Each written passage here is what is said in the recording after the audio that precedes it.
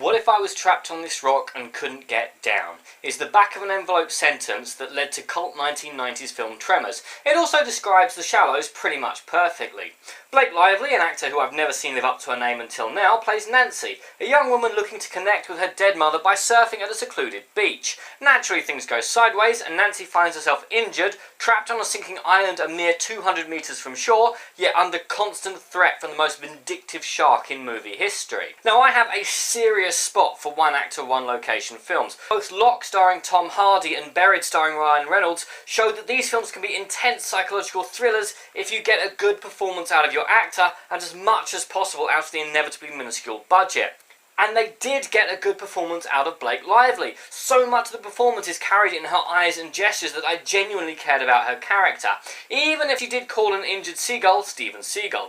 I liked her skill and determination to use her non-existent resources to survive, and the fact that she reacted like an actual human being who's in pain and scared and alone, rather than a wisecracking action movie star. The film itself is a seriously intense piece for the first two-thirds, before inevitably going silly in the third act, as well as blowing most of the film's budget on the inevitable and not really very good looking shark. With most of the film shot at Nancy's eye level, driving home the fear and isolation that she feels for the duration of the film. Although I could have done with a few less overhead shots and slow motion shots, but you had to get this thing up to feature length somehow.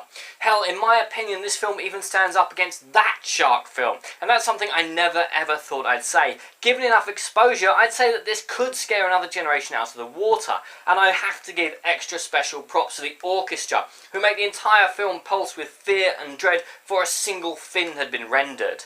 I love this film. I would say it's the best film I've seen for probably the last 6 weeks, but that's due to the mediocrity of everything else rather than anything that this film does. But what The Shallows most definitely proves is my long-held theory that the right script, actors and director, working from a limited budget, can knock 7 bells out of CGI bloated studio-interfered with blockbusters. Up until the last 10 minutes, The Shallows is a tense, exciting survival thriller. During the last 10 minutes, it seemed almost like the studio stepped in and demanded a new ending. And if you could tell me why this took 3 weeks to swim across the pond, I'd be really rather grateful. But despite that, I have to give this film my see it rating. It is fantastic. And hopefully we're going to be seeing a lot more of these smaller films now that all the big blockbusters have stumbled this summer. I'm Daniel, this is Dunking. If you've enjoyed this video, please like, share and subscribe.